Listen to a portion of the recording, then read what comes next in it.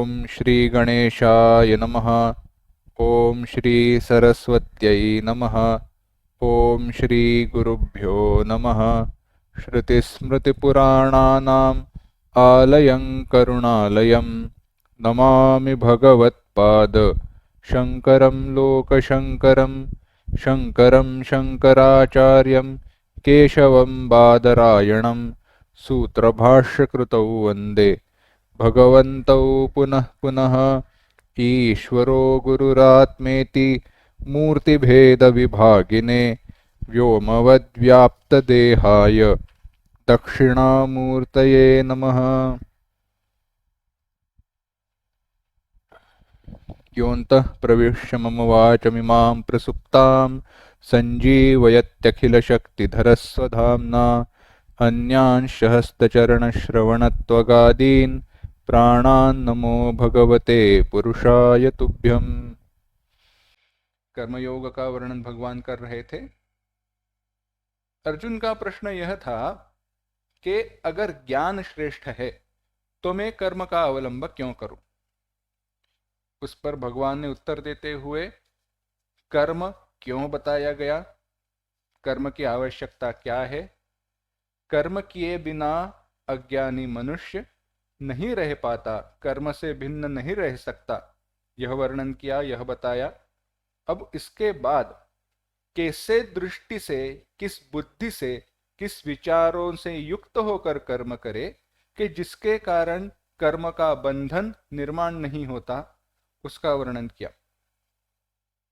यह करते हुए मन में प्रश्न यह आता है, तो क्या सभी व्यक्तियों के लिए यह कर्म लागू है? क्या सभी व्यक्तियां कर्म के बंधन में फंसे हुए हैं, अटके हुए हैं?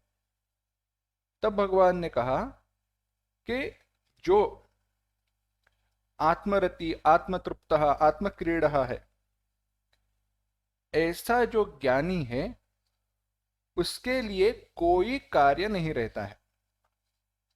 हमने चिंतन किया था, यह क्या है? आत्मतृप्त, आत्मरति, आत्मक्रीड़। भगवान अपने भक्त का, ज्ञानी का वर्णन कर रहे हैं। कर्म किसके लिए होता है? शास्त्र में कहा गया है, प्रयोजनम अनुद्दिश्य मंदोपि न प्रवर्तते। प्रयोजन को देखे बिना मंद या मूढ़ अविवेकी व्यक्ति भी कर्म नहीं करता। हर कर्म के पीछे, हर कर्म के लिए कोई ना कोई प्रयोजन रहता है, कोई ध्येय रहता है, कोई उद्देश्य रहता है। कोई सामान्य कर्म देखिए, कोई आम कर्म देखिए। क्या, चलो मुझे भूख लगी है, तो भूख हटाने के लिए हम खाना खाते हैं। तो खाना खाने का उद्देश्य क्या हुआ? भोजन का उद्देश्य क्या हुआ? भूख दूर करना, देह का रक्षण करना। सारे कर्मों के बारे में अगर आप चिंतन करेंगे तो यही दिखाई देता है। और इन सारे कर्मों में अगर आप ठीक ठीक से देखें तो सभी कर्मों का एक ही समान उद्देश्य है, वह है सुख की प्राप्ति, तृप्ति की प्राप्ति। कोई भी कर्म पूरा हो जाए, उस कर्म की पूर्ति के बाद मुझे समाधान की प्राप्ति होना आवश्यक है, वरना वह कर्म हुआ ऐसे मुझे मन में लगता नहीं। जैसे देखिए, कभी कभी ऐसे होता है, ये उदाहरण मैंने पहले भी दिया है, फिर से देखना। अच्छा, बहुत बढ़िया खाना आपके सामने रखा हुआ है, पर वह भोजन समाप्त करने के लिए आपके पास समय नहीं है। तो क्या वह भोजन करने पर भी आपको समाधान प्राप्त होता है? नहीं। उस भोजन करने के बाद भी अगर आपको समाधान की प्राप्ति नहीं होती है, तो क्यों नहीं हुई? क्योंकि उस भोजन का जो उद्देश्य था, अच्छा भोजन है, वहां पे पेट भरना, यह उद्देश्य नहीं है।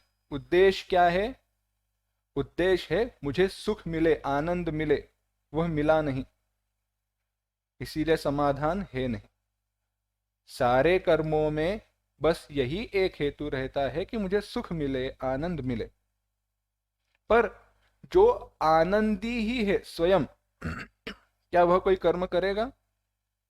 जिसको सुख की प्राप्ति हुई है, क्या वह कोई कर्म करेगा? नहीं। भगवान वही कहते हैं, जो आत्मरति, आत्मतृप्त और आत्मसंतुष्ट है। आत्मरति, रति यानी जो रममाण होता है, चिंतन करते रहता है, किसमें?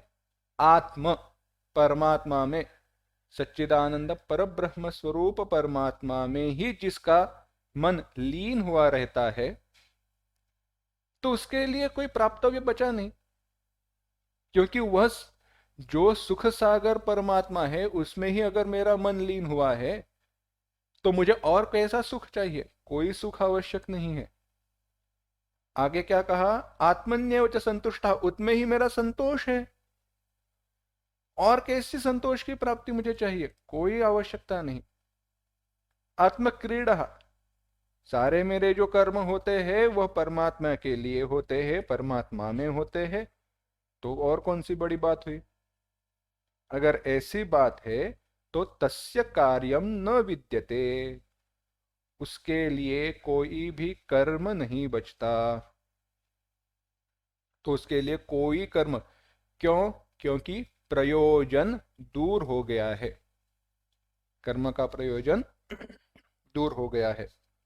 इसीलिए ऐसे व्यक्ति के लिए कोई भी कृतेनार्थः, करने योग्य ऐसी कोई वस्तु ही नहीं रही, और इसके लिए कोई करने योग्य वस्तु नहीं रही, इसीलिए उसको कर्तव्य कर्म भी उसके लिए नहीं बचे हैं।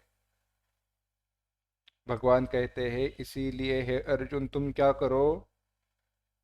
जैसी अनासक्त भावना इस सिद्ध भक्त ज्ञानी की है, सिद्ध भक्त और सिद्ध ज्ञानी की है, उसी के जैसे आसक्ति रहित होकर अर्जुन तुम कर्म करो। क्यों? क्योंकि आसक्ति रहित होकर कर्म करने से भी परम आपनोति पुरुषः, परम श्रेष्ठ पद की प्राप्ति होती है। अब परम क्या है? छोटा सा चिंतन बताते हैं। परम माने श्रेष्ठ। अब श्रेष्ठ वस्तु कौन सी है? श्रेष्ठ वस्तु वही हो सकती है जिसके ऊपर दूसरी कोई वस्तु नहीं है। समझो, रेस है, भागने की शर्यत है, उसमें स्टेजेस रहते हैं। अब हुआ ऐसे, पहले राउंड में मैं पहला आया, तो उसमें जो भी 10-12 लोग थे उनमें मैं श्रेष्ठ हूं। पर अगर फाइनल राउंड में मैं तीसरा या चौथा आता हूं, तो क्या मैं श्रेष्ठ रहा? नहीं, क्योंकि मुझसे ऊपर कोई तो है, मुझसे आगे कोई तो है। जो भी हम लोगों में जो पहला आया, उससे भी अगर कोई और तेज दौड़ने वाला हो, तो होगा क्या? वह भी श्रेष्ठ नहीं बचा। ओलंपिक रिकॉर्ड हम देखते हैं, वो टूटते रहते हैं, नए बनते रहते हैं, यानी कोई ना कोई नया श्रेष्ठ आते ही रहता है। इसी प्रकार से अगर हम कर्मों का विचार करें या हमारे जीवन का विचार करें, जो भी हमें जीवन में प्राप्त होता है, अगर वह श्रेष्ठ होता, वह परम होता, तो उसके बाद कुछ नया हम प्राप्त करें ऐसी इच्छा नहीं रह जाती। सोचकर देखिए,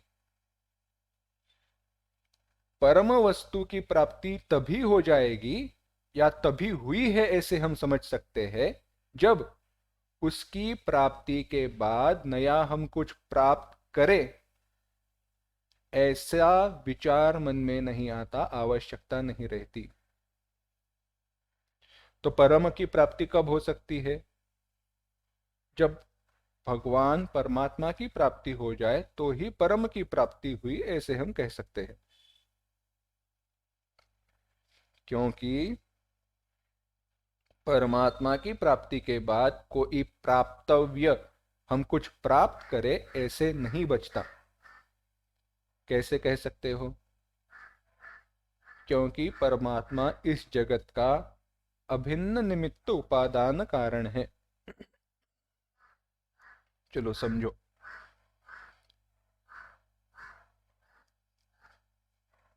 अगर आपको गहना बनाना है, क्या बनाना है? सोने का गहना बनाना है।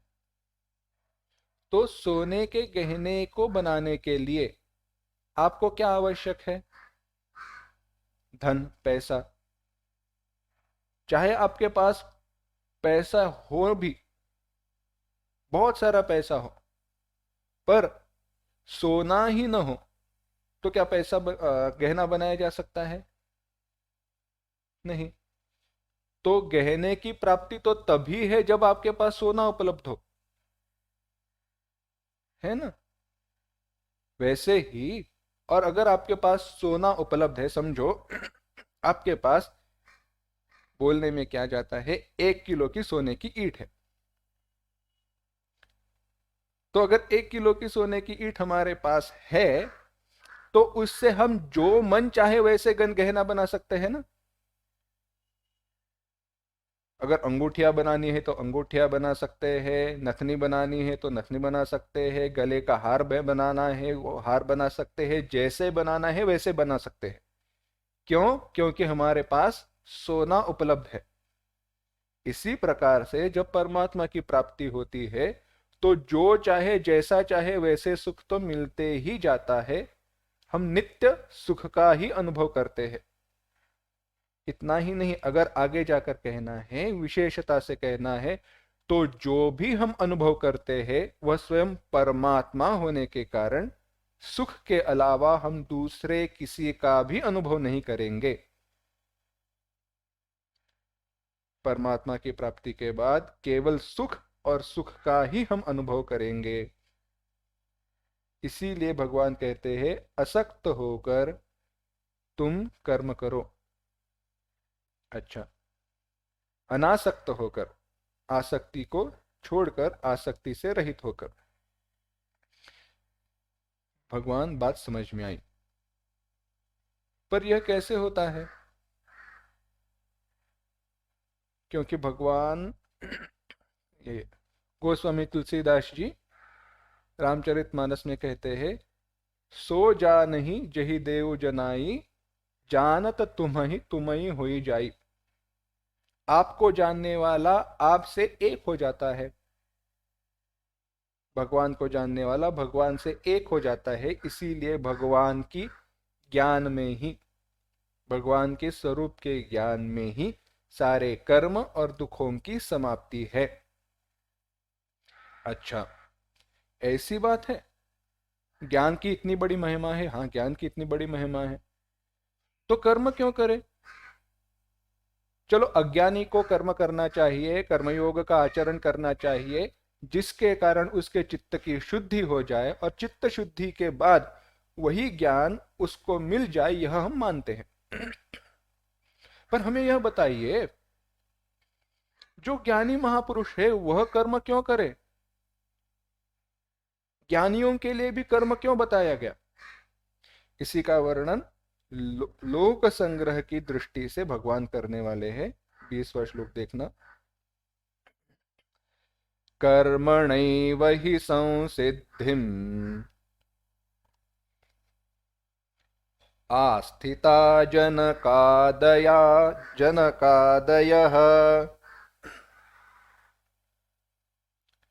लोकसंग्रहमेवापि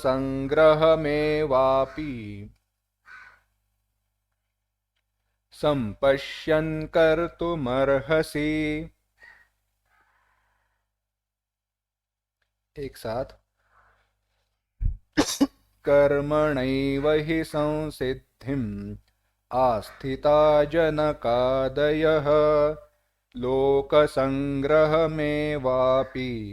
संपश्यन् कर्तुमर्हसि। भगवान कहते हैं, कर्मणैव हि जनकादयाः संसिद्धिम्, कर्मणा एव, कर्म के द्वारा ही जनकादयः, जनक आदि, जनक महाराज, अम्बरीश राजा, भक्त प्रहलाद, यह सारे संसिद्धिम आस्थिताः, परम स्थिति को, परम पद को प्राप्त हुए हैं। तथा ही, इसीलिए वैसे ही, लोक संग्रहम संपश्यन, लोक संग्रह की तरफ दृष्टि रखकर, कर्म कर तुम अर्हसी, तुम्हें कर्म करना ही चाहिए, कर्म करने योग्य है। भगवान क्या कह रहे हैं कि जनकादि लोक भी आसक्ति को छोड़कर कर्म करते हुए ही परम पद को प्राप्त हुए हैं। इसीलिए तुम्हें भी लोक संग्रह की तरफ दृष्टि रखकर कर्म करना चाहिए। क्या कह रहे हैं भगवान?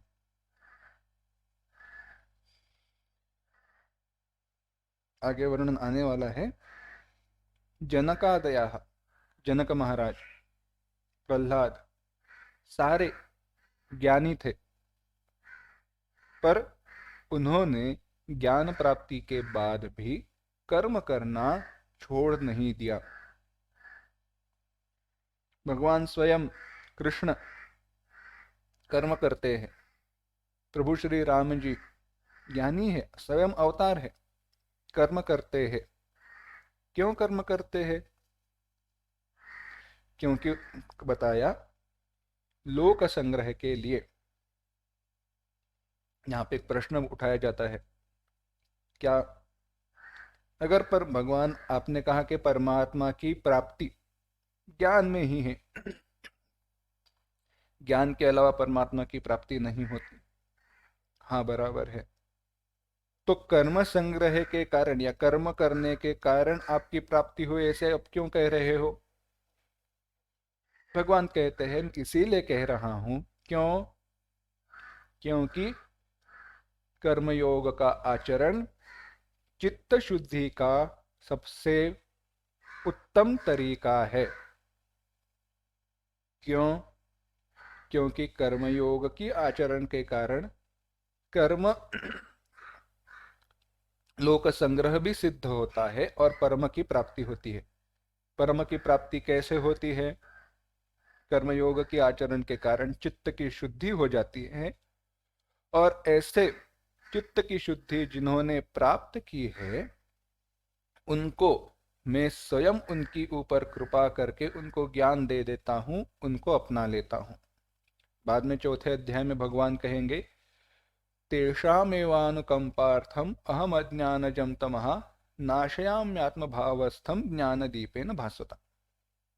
तेषाम एव अनुकंपार्थम, उन पर कृपा करने के लिए। किन पर? कर्मयोग की आचरण के द्वारा जिन्होंने अपने चित्त को शुद्ध कर दिया है, उन पर कृपा करने के लिए मैं क्या करता हूं? उनको ज्ञान देकर उनके अज्ञान का नाश कर देता हूं। और इतना ही नहीं, कर्मयोग का आचरण करने वाले जो मुनि हैं, योग युक्तो मुनिर्ब्रह्म न चिरेणा अधिगच्छति, तुरंत उस परमात्मा स्वरूप को प्राप्त हो जाते हैं। अच्छा, तो बताइए मुझे, जो ज्ञानी है क्या वही लोक संग्रह के लिए कर्म करते हैं? हाँ, उत्तम स्थिति में हम चिंतन करें। ये लोक संग्रह क्या है हम अब देखेंगे। लोक संग्रह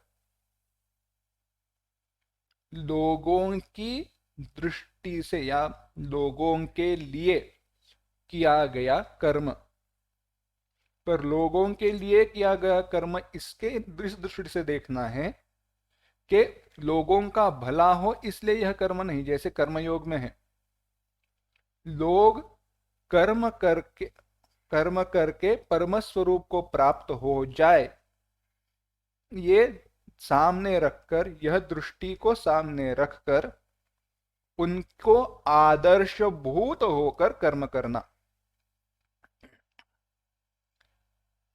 समझ रहे हो?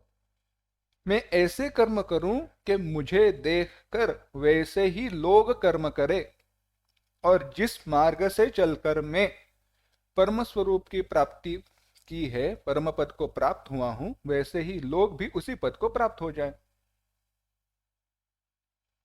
इसीलिए कर्म करे। तो ये कर्म क्या केवल ज्ञानी ही कर सकता है?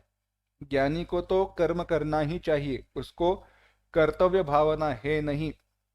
पर जो साधक है, कर्मयोग का आचरण करने वाला है, वह भी लोक संग्रह के लिए कर्म कर सकता है। तो ये सब क्यों करना चाहिए, कैसे करना चाहिए, कब करना चाहिए? भगवान कहते हैं लोक संग्रह की दृष्टि से कर्म करना आवश्यक क्यों है। 21वां श्लोक। यद्यदाचरति श्रेष्ठः तत्तदेवेतरो जनः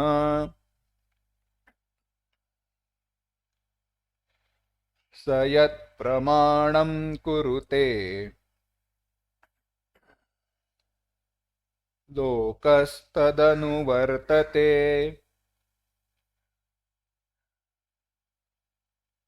एक साथ। यद्यदाचरति श्रेष्ठः तत्तदेवेतरो जनः स यत्प्रमाणं कुरुते लोकस्तदनुवर्तते।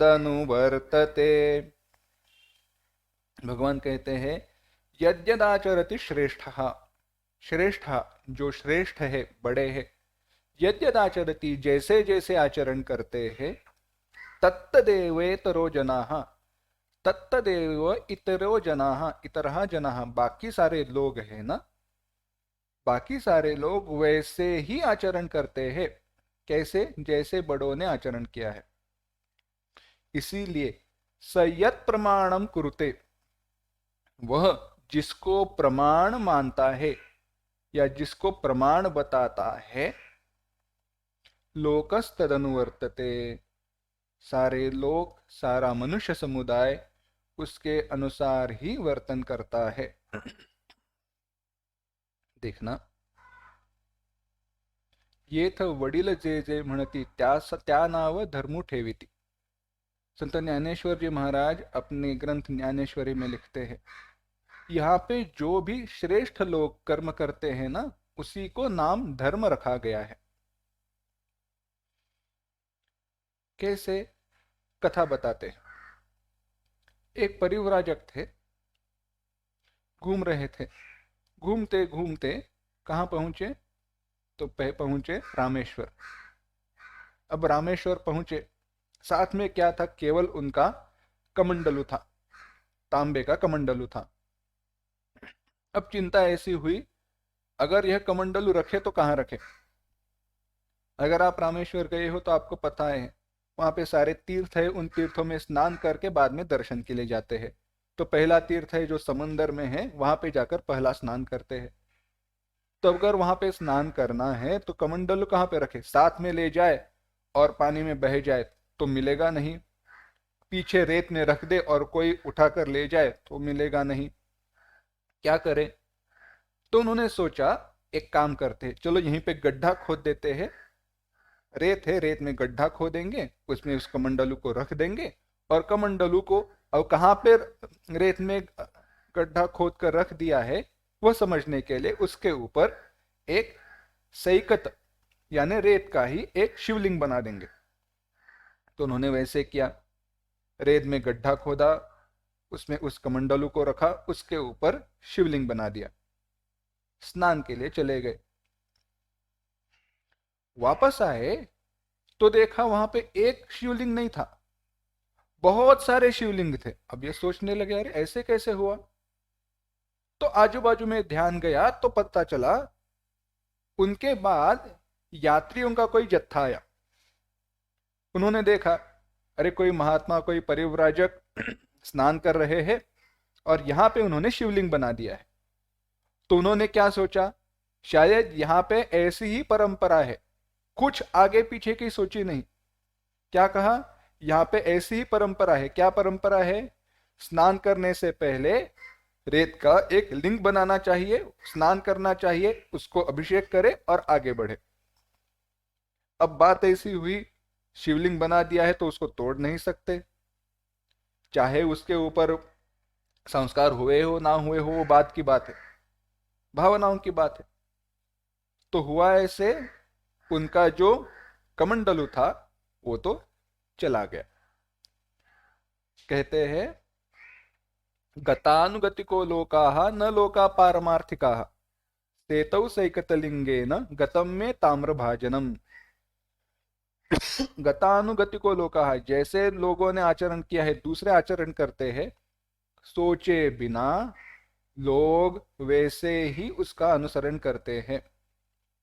स यत प्रमाणम कुर, और इसीलिए कहा सेतौ सैकतलिंगेन, सेतौ राम सेतु, रामेश्वर में सैकतलिंगेन, वहां पे उस रेत का मैंने शिवलिंग बना दिया और उसके कारण हुआ क्या? गतम में ताम्रभाजनम, मेरा तांबे का कमंडलू चला गया, खो गया। छोटी सी बात है पर इस कथा का अर्थ महान है। जिनको आदर्श समझा जाता है उनके प्रति लोगों की एक श्रद्धा रहती है और उस श्रद्धा के अनुसार लोग उनकी तरफ देखते हैं और जैसे वो लोग कर्म करते हैं वैसे ही लोगों के द्वारा कर्म किया जाता है। एक आध्यात्मिक दृष्टि को, विचार को छोड़कर हम एक व्यावहारिक दृष्टि से देखते हैं। छोटी छोटी बातें हैं। घर में छोटे बच्चे रहते हैं, उन बच्चों के लिए श्रद्धावान एक प्रमाणभूत व्यक्ति कौन है? घर के जो बड़े लोग हैं वही उनके लिए प्रमाण है। इसीलिए अगर आप देखो ना बच्चों को, वह कंघी अगर बालों में घुमाएंगे तो कैसे घुमाएंगे? जैसे माँ बाप घुमाते हैं वैसे ही घुमाएंगे। बैठेंगे तो कैसे बैठेंगे? जैसे वह बैठते हैं वैसे बैठेंगे। खाएंगे तो कैसा खाएंगे? जैसे वह करेंगे वैसे ही।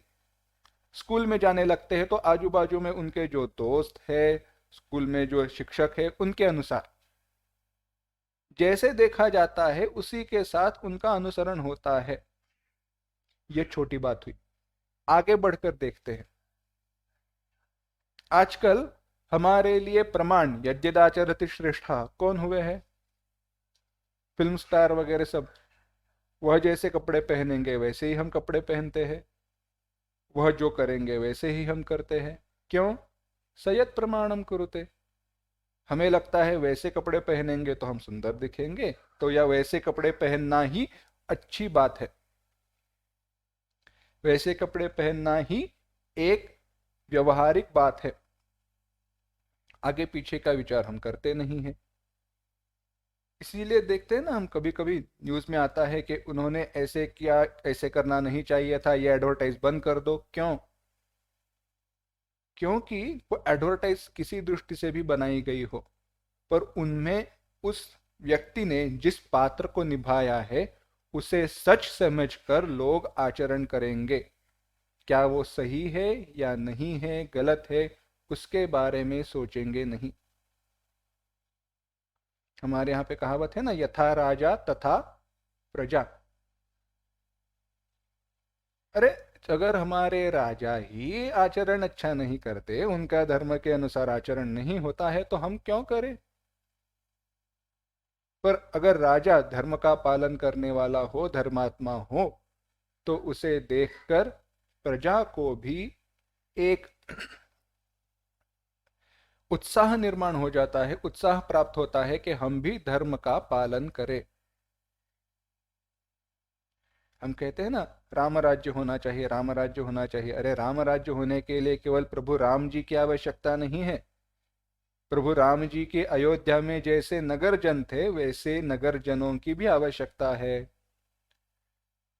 हमें राम राज्य में जैसे तब अयोध्या वासियों ने आचरण किया था वैसे हम आचरण करें तो ही राम राज्य बन सकता है।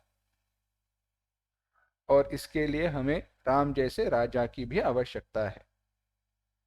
चलो यह बात भिन्न है, पर विषय आया है तो एक और बात बताते हैं। यद्यदाचरति श्रेष्ठस्तत्तदेवेतरो जनाः। उत्तम उदाहरण प्रभु श्री राम जी और श्री कृष्ण जी। भगवान श्री कृष्ण और प्रभु श्री राम दोनों ने अपने आचरण में ऐसी कोई चीज, ऐसा कोई वस्तु को नहीं रखा, कुछ भी नहीं रखा जिसका गलत दृष्टि से आचरण पालन करे लोग। प्रभु श्री राम जी का उदाहरण देखिए। कई बार आक्षेप लिया जाता है, अगर प्रभु श्री राम जी इतने बड़े महात्मा थे, वह जानते थे कि सीता मैया निर्दोष है, फिर भी उन्होंने उनका त्याग क्यों किया?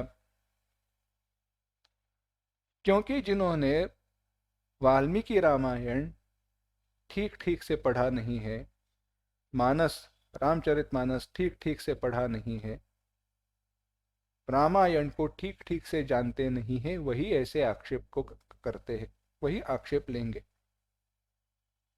एक आम बात बता देता हूं, मूल कथा कई बार भिन्न होती है, कथा की तरफ बाद में जाएंगे। एक आम बात बता देता हूं। आज भी बताओ, किसी के ऊपर कोई आरोप लगाया जाए कि इसने चोरी की है या इसने पैसे खाए हैं, घूस ली है, तो क्या करते हैं? उसको पहले पकड़ा जाता है, बाद में उसको जामीन यानी बेल दिया जाता है कि हाँ ठीक है, तुम बाहर रहो, तुम्हें बाद में क्या किया, निर्दोष बाद में हो या नहीं हो बाद में देखा जाएगा, है ना।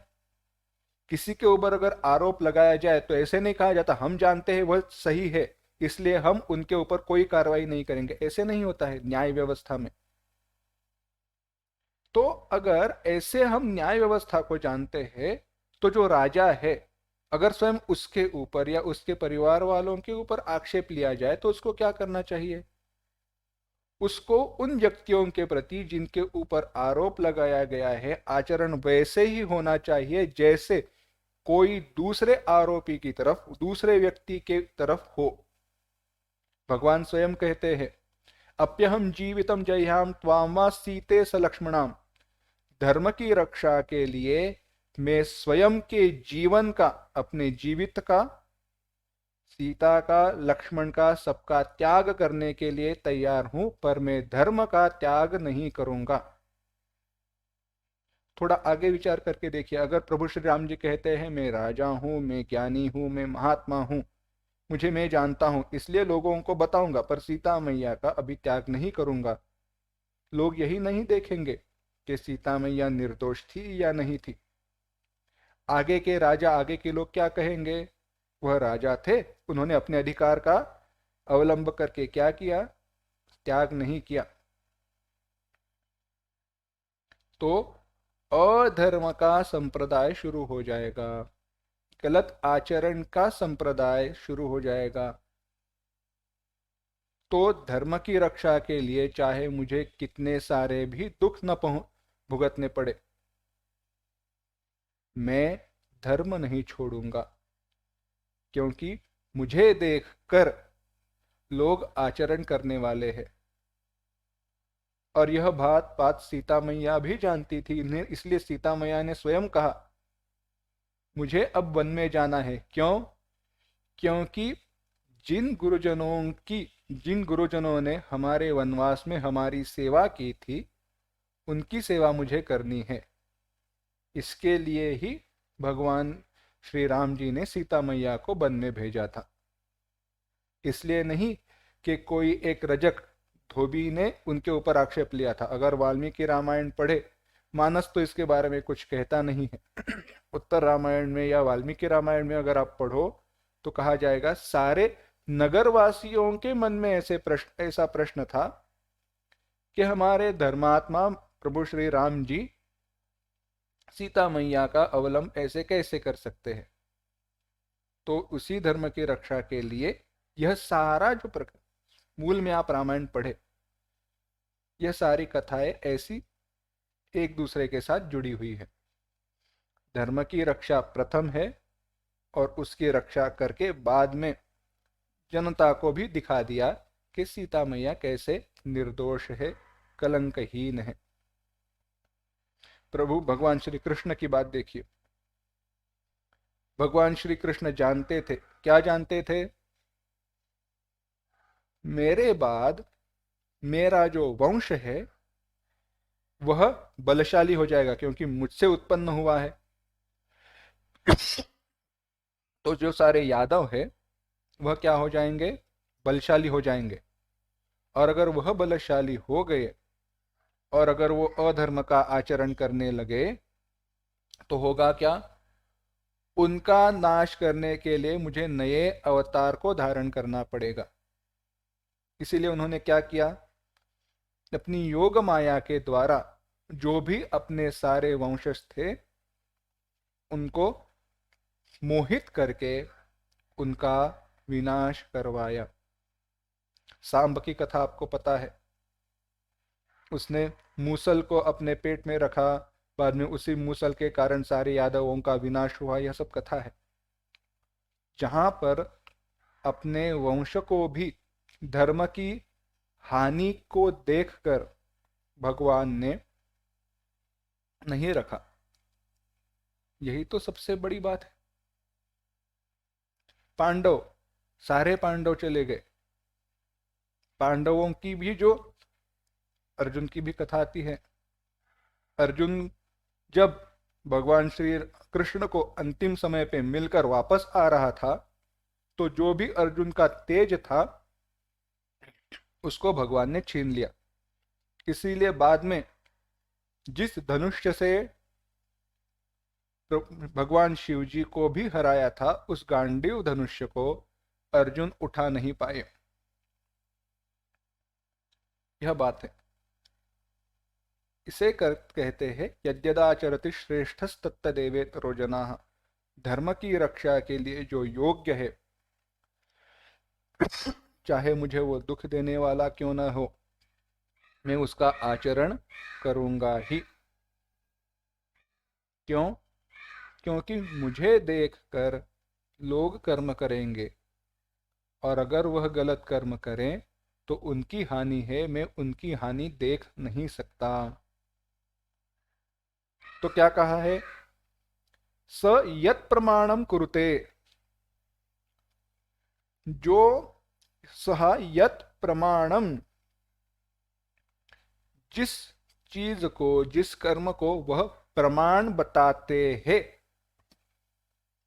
लोग उसी का अनुसरण करते हैं।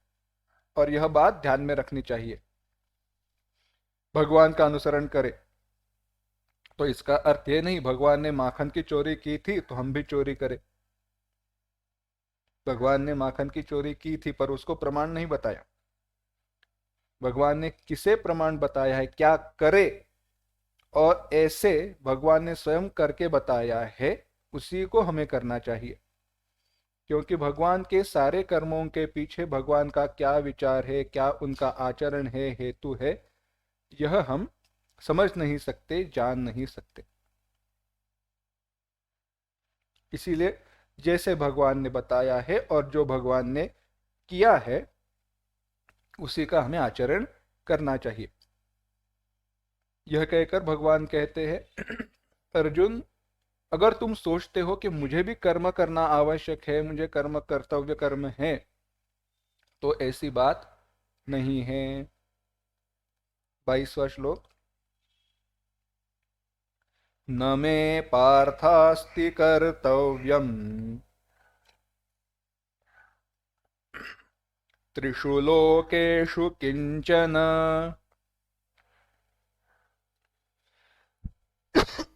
नानवाप्तमवाप्तव्यम्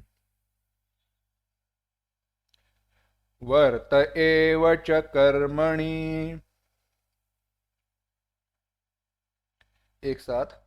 न मे पार्थास्ति कर्तव्यम् त्रिषु लोकेषु किंचन नानवाप्तमवाप्तव्यम् वर्त एव च कर्मणि।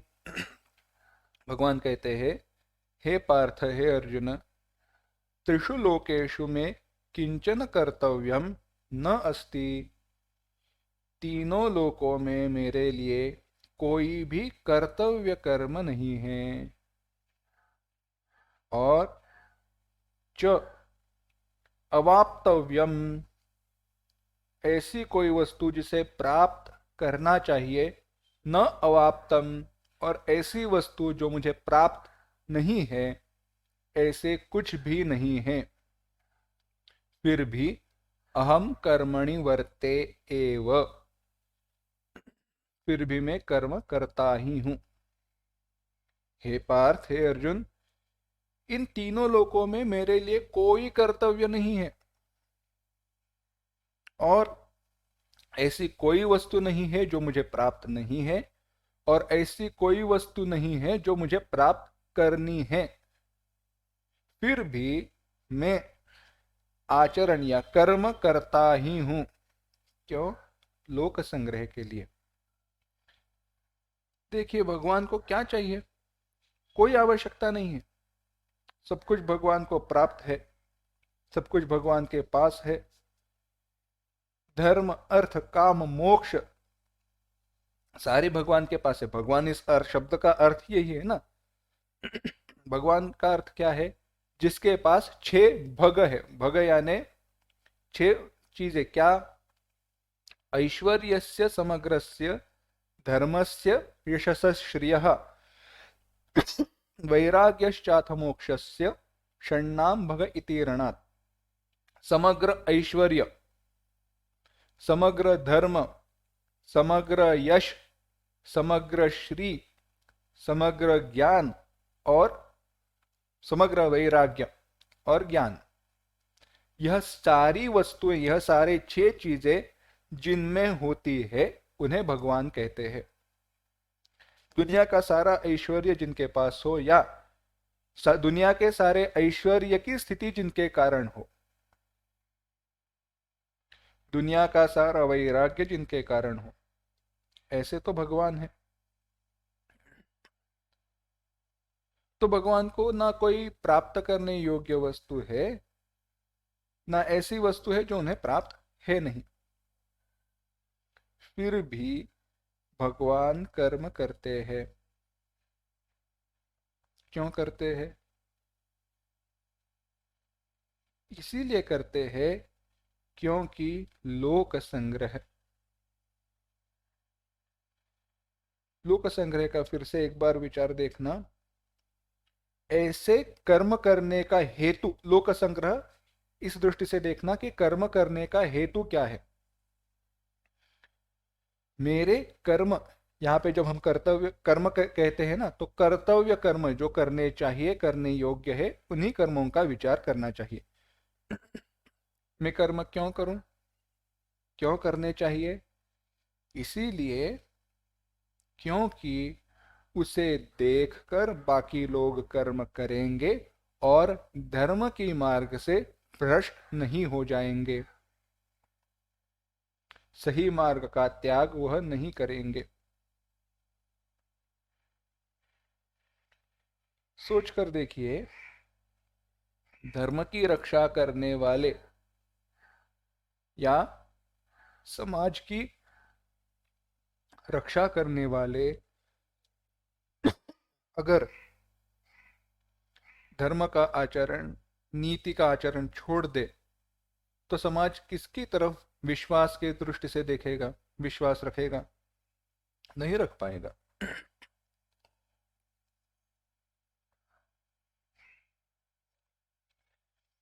इसीलिए लोक संग्रह महत्वपूर्ण है।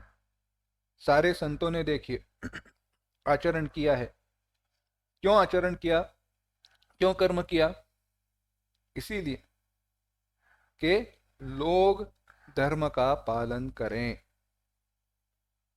अगर मैं लोक संग्रह की दृष्टि से कर्म नहीं करूं तो क्या होगा? 23वें श्लोक में देखना, भगवान कहते हैं, यदि ह्यहं न वर्तेयम् जातु कर्मण्यतन्द्रितः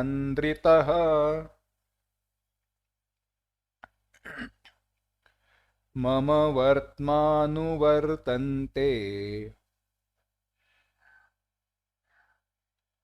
मनुष्याः पार्थ सर्वशः। भगवान कहते हैं एक साथ, यदि ह्यहं न वर्तेयं जातु कर्मण्यतन्द्रितः मम वर्त्मानुवर्तन्ते मनुष्याः पार्थ सर्वशः। भगवान कहते हैं, हे पार्थ, अगर यदि अहम अतंत्रितः कर्माणि न वर्तेयम, मैं सावधानता से सावधान होकर कर्म ना करूं, कर्म का आचरण न करूं, तो होगा क्या? मम वर्त्मानुवर्तन्ते, जो मनुष्य मुझे देखकर सर्वशः आचरण करते हैं, संपूर्ण तरीके से आचरण करते हैं, वह भ्रष्ट हो जाएंगे। लोग क्या करते हैं? मुझे देखकर आचरण करते हैं, जैसा मैंने आचरण किया वैसे आचरण करते हैं। और अगर मैं धर्म का आचरण सावधानता से न करूं तो लोग मार्ग से भ्रष्ट हो जाएंगे। देखिए, बाद में भगवान 17वें अध्याय में जब कर्म का विचार आता है तो कहेंगे, तस्मात् शास्त्रम प्रमाणम ते कार्याकार्य व्यवस्थितौ। और तुम्हारे लिए यही शास्त्र प्रमाण है। किसके लिए? कैसे आचरण करना चाहिए, कैसे नहीं करना चाहिए। अच्छा, शास्त्र प्रमाण है तो समझे कैसे? प्रैक्टिकल कुछ तो चाहिए ना हमें, जिसे देखकर हम समझे, हाँ ये शास्त्र ऐसे कह रहा है, ऐसे आचरण करे। शास्त्र कह रहा है कि ऐसे आचरण ना करे, तो यह कैसे हो? तो भगवान कहते हैं, तुम मुझे देखकर कर्म करो, मेरे जैसा आचरण करो। इसीलिए अगर आप देखो, सारे शास्त्रों में श्रेष्ठ हमारे, हम जब शास्त्र कहते हैं तो हम प्रमाण किसे मानते हैं? हमारे जो वेद है उनको हम प्रमाण मानते हैं। वेदों में जहां जो कहा है वह अंतिम सत्य है, पर वेदों में जो कहा है उसको समझे कैसे? इसीलिए इतिहास पुराणों की रचना की गई। इतिहास पुराणाभ्याम वेदो समुपबृंहयेत। इतिहास और पुराणों के द्वारा वेदों को समझना चाहिए। बिभेत्यल्प श्रुतात् वेदो मामयम हंतुमिच्छति। शास्त्र वचन है, उक्ति है क्या? वेदों को समझने के लिए पढ़ाई किसकी होनी चाहिए? इतिहास और पुराण। इतिहास क्या है? रामायण और महाभारत, यह इतिहास है। इतिहास, ये ऐसे ऐसे हुआ था। अंग्रेजी में यह मैथोलॉजी है नहीं। मैथोलॉजी मिथ, मिथ्या, झूठ शब्द से आता है। एक कल्पना, यह कल्पना नहीं है, यह वास्तव में हुआ था। इसीलिए हम इसे इतिहास कहते हैं, उसे इतिहास ही कहना चाहिए। अंग्रेजी में कहना ही है तो नैरेटिव कहो। चलो, और पुराण क्या है? हमारे 18 पुराण हैं। इनके द्वारा जो भी वेदों ने कहा है उसको समझना चाहिए। और उसके साथ साथ जो भी स्मृति ग्रंथ है, गर्ग स्मृति है, भृगु स्मृति है, मनुस्मृति है, ऐसे सारे ग्रंथ आए हैं। इन सारे ग्रंथों की रचना क्यों की गई? इसीलिए की गई क्योंकि हर युग में मनुष्य की बुद्धि, मनुष्य का स्वभाव बदलते गया। सत्य युग में जैसा था वैसे त्रेता में नहीं था, त्रेता युग में जैसे था वैसे द्वापार में नहीं था, और जैसे द्वापार में था वैसे कलयुग में है नहीं। माफ करना, जैसे त्रेता युग में था वैसे द्वापार में है नहीं, और जैसे द्वापार में है वैसे अभी है नहीं। क्यों? मनुष्य की बुद्धि कमजोर होती गई, काल का महिमा है। इसीलिए जो पहले नियम बताए थे वह कैसे समझे, उसका अनुसरण कैसे करे, इसके लिए नए नए ग्रंथों की निर्मित की गई, नए नए ग्रंथों को बनाया गया, समझाया गया। और उन ग्रंथों की रचना करके जैसे जैसे उन संतों ने, उन निर्माताओं ने वर्तन किया है, वैसे हमें आचरण करना चाहिए। भगवान भी यही कहते हैं। उसी के अनुसार आचरण ना करें तो लोग धर्म से भ्रष्ट हो जाएंगे, हानि हो जाएगी। लोग स्वार्थ बुद्धि से कर्म करने लगेंगे। स्वार्थपरता के कारण वह अपना जो परमार्थ है, परम हित है, उसको भूल जाएंगे और अपने भले का त्याग कर देंगे। भगवान कहते हैं 24वां श्लोक, उत्सीदेयुरिमे लोकाः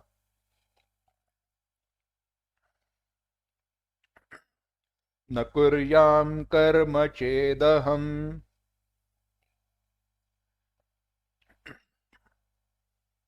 संकरस्य च कर्ता स्याम्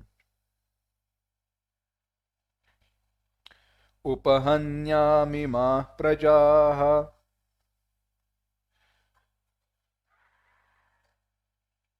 एक साथ, उत्सीदेयुरिमे लोकाः न कुर्यां कर्म चेदहम् संकरस्य च कर्ता स्याम् उपहन्यामिमाः प्रजाः।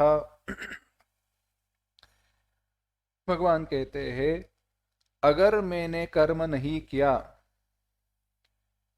अतः चेत अहम न कुर्याम, मैं कर्म नहीं करता हूं, तो इमे लोकाः उत्सीदेयुः, यह सारे लोग, यह सारे मनुष्य जन उत्सीदेयुः, भ्रष्ट हो जाएंगे। और संकरस्य च कर्तास्याम, में संकर को करने वाला, संकरस्य कर्ता, संकर का कर्ता हो जाऊंगा। तथा वैसे ही इमाः प्रजाः उपहन्याम, इस प्रजा का, इस लोगों का घात करने वाला हो जाऊंगा। भगवान कह रहे हैं, मैं अगर कर्म का आचरण ना करूं तो ये सारे जो लोग हैं वह नष्ट, भ्रष्ट हो जाएंगे। मैं संकर का कर्ता हो जाऊंगा और इन लोगों का घात करने वाला बन जाऊंगा।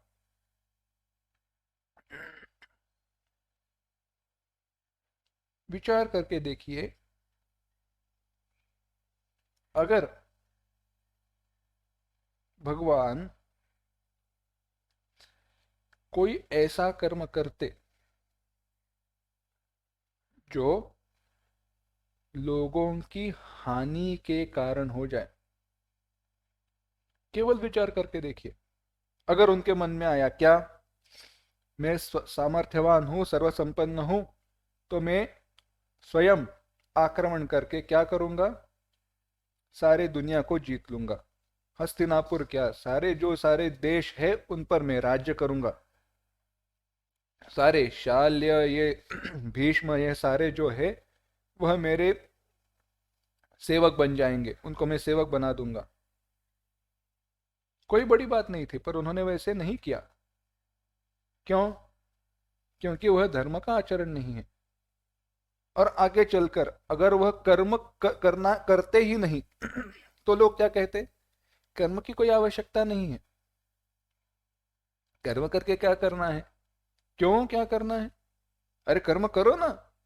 भगवान ने कहाँ पे कर्म किया है, भगवान ने तो कहाँ पे कहा है, भगवान बस बोलते, और भगवान ने तो क्या कहा, ज्ञान श्रेष्ठ है, तो हम क्या करेंगे, केवल ज्ञान पढ़ते रहेंगे, पढ़ते रहो, कोई कर्म की आवश्यकता है नहीं। यानी हुआ क्या, कर्तव्य कर्म से लोग भ्रष्ट हो गए, दूर चले गए।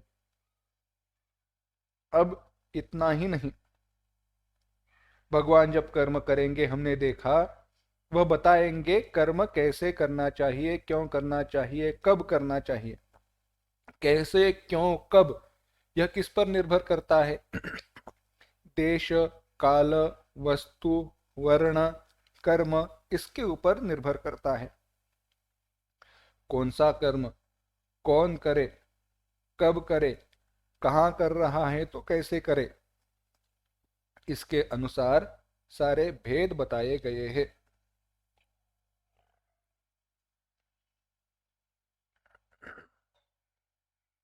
इनमें अगर मिश्रण हो गया, संकर हो गया, तो कर्म का फल तो मिले नहीं मिलेगा, बात सही है, पर पाप की निर्मिति हो जाएगी। अकरणे प्रत्यवाय, कर्म को ठीक ठीक से नहीं किया गया तो कर्म का फल नहीं मिलता, पर पाप फल जरूर मिलता है। इसीलिए कर्मों में अगर संकर हो जाए, मिल जाए, मिश्र हो जाए, तो पाप की निर्मिति होगी। उस पाप के कारण उन लोगों का विनाश हो जाएगा। इसीलिए भगवान कहते हैं, मैं ही कर्म करके बताता हूं कर्म कैसे करना चाहिए।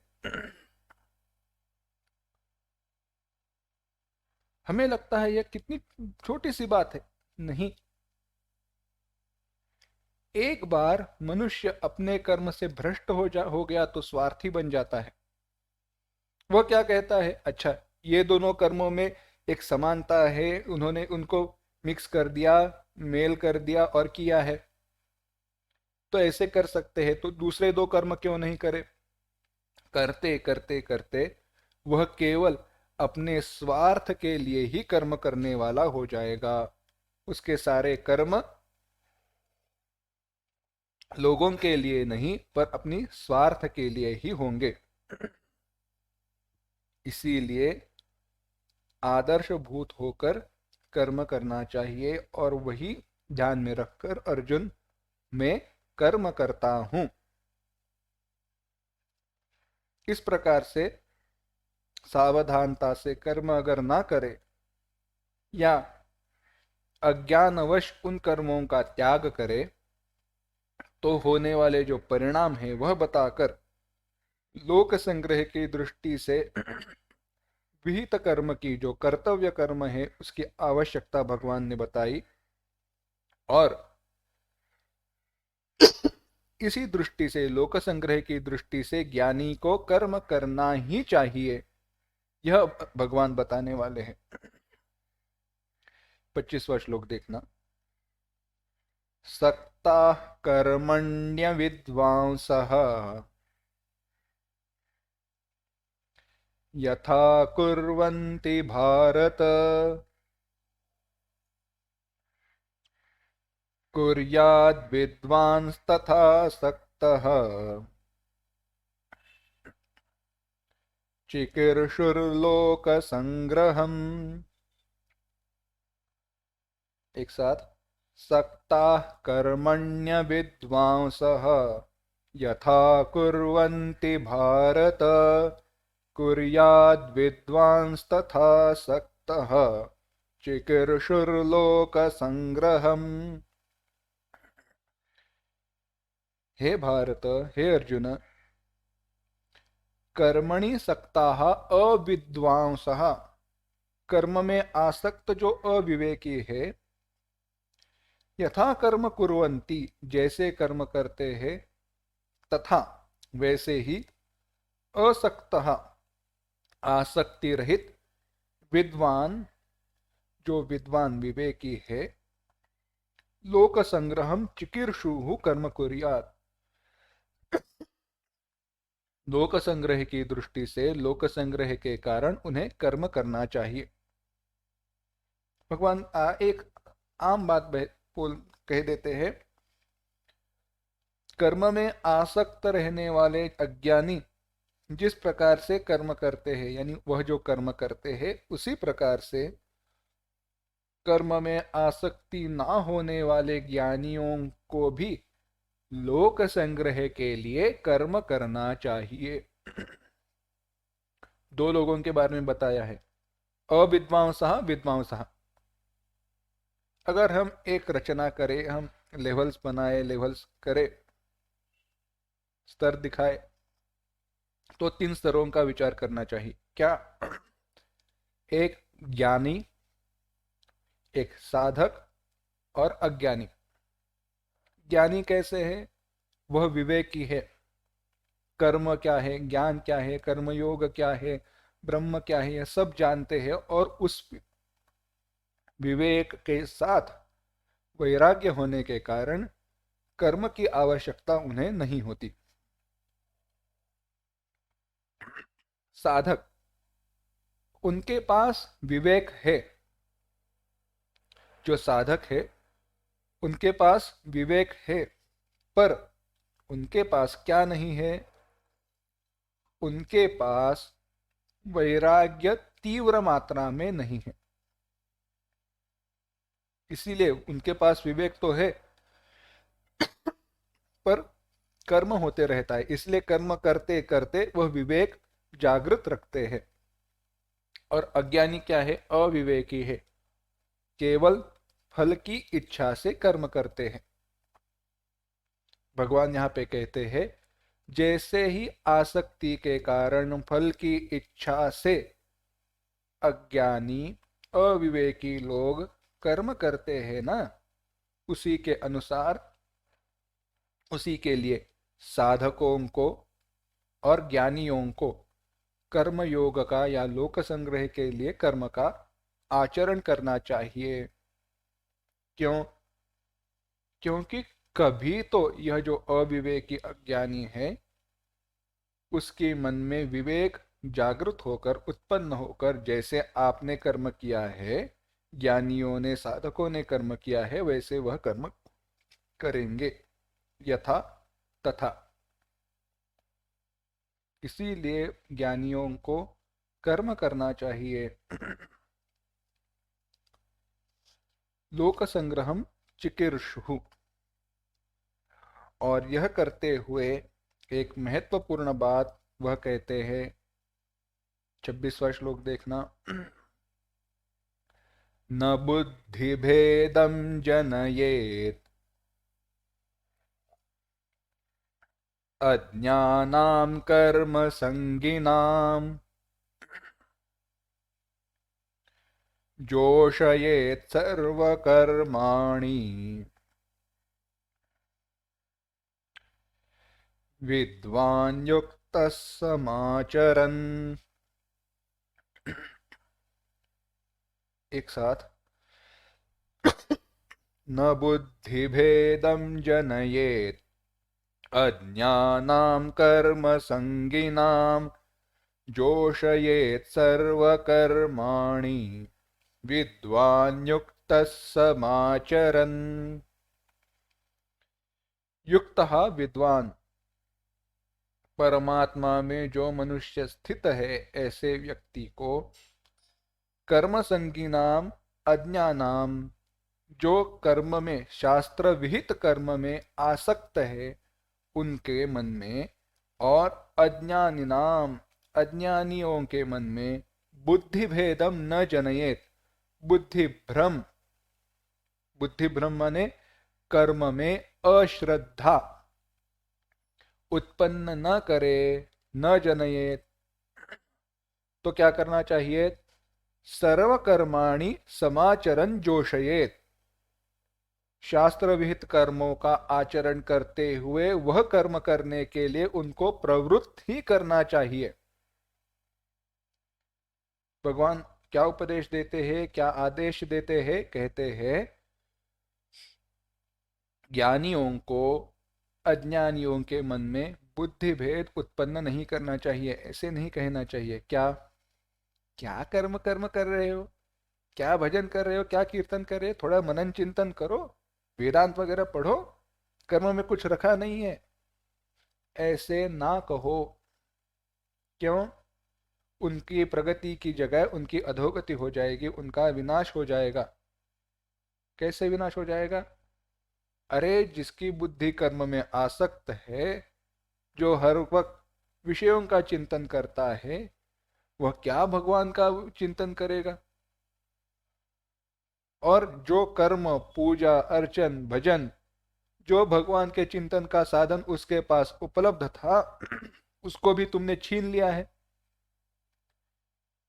तो क्या करो, सब स्वयं पूजा करो, स्वयं भजन कीर्तन करो, और उन लोगों को उसी मार्ग पर रखो।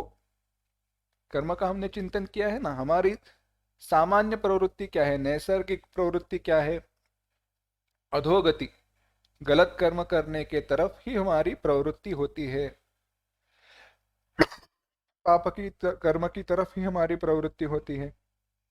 उस पापात्मक प्रवृत्ति से आगे बढ़कर आगे आने के लिए हमारे लिए क्या बताया गया, हमारे लिए शास्त्र की प्रवृत्ति है। अगर वही चली जाए तो वापस यह व्यक्ति अधोगति, गलत कर्म की तरफ बढ़ेगा ना। इसीलिए सामान्य व्यक्तियों के मन में बुद्धि भेदम न जनयेत, चाहे वो अज्ञानी क्यों न हो, श्रद्धा के साथ वह कर्म करता है तो उस श्रद्धा की हानि हमें नहीं करनी चाहिए। उसी श्रद्धा को सुदृढ़ करके उसको कर्म में प्रवृत्त करना चाहिए, और धीरे धीरे उसको कर्मयोग के आचरण की तरफ बढ़ाना चाहिए। और यह कैसे करे, विद्वान युक्त समाचरण जोशयेत, सर्वकर्माणि समाचरण, सारे शास्त्र विहित कर्मों को स्वयं समाचरण, सम्यक आचरण, अप्रमाद से यानी सावधानता से कर्म करते हुए, आचरण करते हुए उनके द्वारा करानी चाहिए। जोशयेत, अभिप्राय क्या है,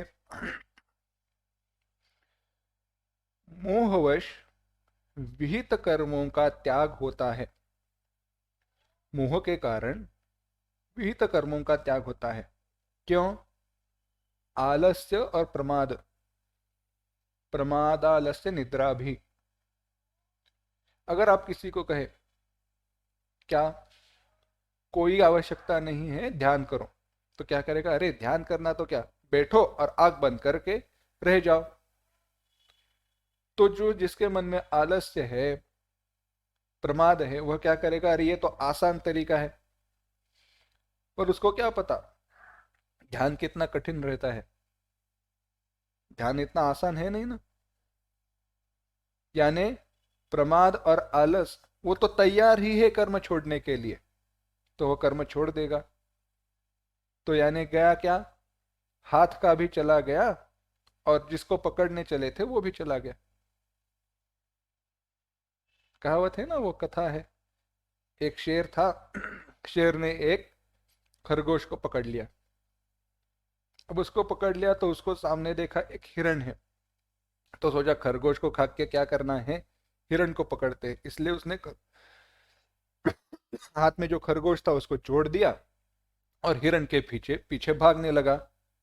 हिरण तेज दौड़ते दौड़ते आगे चला गया, हिरण को यह शेर पकड़ नहीं पाया। यानी हुआ क्या, शेर को तो उसने पकड़ा नहीं, और जो खरगोश जिसको पकड़ा था वो भी चला गया, ना कुछ इसके पास बचा, यानी हानि ही है ना। ऐसे ही अज्ञानी अगर कर्म कर रहे हैं, श्रद्धा के साथ कर रहे हो, तो उसी श्रद्धा के साथ उनको कर्म करते रहना चाहिए, और उनके द्वारा वैसे ही कर्म करना चाहिए। बाद में धीरे धीरे निष्कामता से करते, कर्ता बुद्धि को छोड़कर, अभिमान को छोड़कर उनके द्वारा कर्म कराना चाहिए, यह बताया है। अब ज्ञानी पुरुषों के लिए लोक संग्रह का विचार बताकर भगवान अब जो कर्म में प्रवृत्त जन समुदाय है वह सांख्य बुद्धि से कैसे भिन्न है, कर्म का हेतु क्या है, कर्म क्यों किया जाता है, कर्म का कारण क्या है, यह सब विचार बताएंगे। पर उस विचार को हम अगली बार देखेंगे। ओम असतो मा सद्गमय तमसो मा ज्योतिर्गमय मृत्योर्मा अमृतंगमय। ओम शांति शांति शांति। हरि ओम श्री गुरुभ्यो नमः। हरि ओम। धन्यवाद। नमो। Thank you.